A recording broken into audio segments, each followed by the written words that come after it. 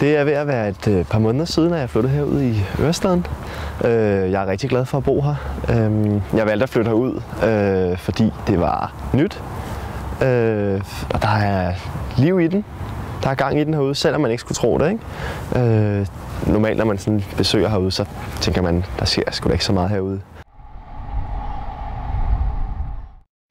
Umiddelbart så vil det være oplagt at tage metroen rundt, når man skal bevæge sig rundt herude i Ørestaden. Netop fordi den kan bringe en rundt til der, hvor der sker noget. Men jeg har simpelthen valgt at cykle. Jeg cykler rigtig meget rundt, og når jeg skal ned på min skole nede på universitetet dernede, der cykler jeg også ned. Og hvis jeg er doven en dag, så tager jeg min scooter. Når man skal købe ind dagligt, så har vi døgnnetto heroppe, oppe ved metrobanen.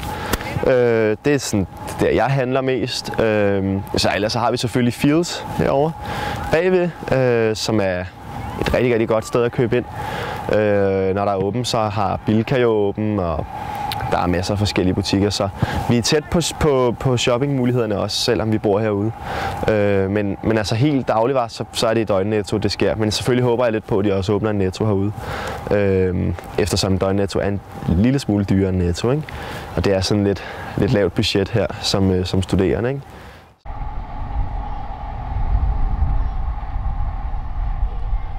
Mine naboer er nogle rigtig flinke mennesker. De er lige et par år ældre end mig. Vi bor 2 gutter sammen. Der hvor jeg flyttede fra Frederiksberg, før jeg flyttede herud, der havde jeg nogle meget, meget underlige underboer. De var sådan lidt psykopatiske og kunne godt lide at chikanere mig og min familie. Så på den måde er jeg rigtig glad for at have fået nogle gode naboer.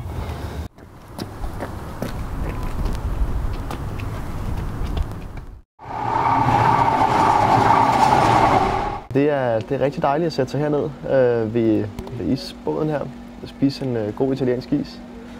Når vejret er så godt som det er i dag, hernede ved vandet, som jeg kalder det.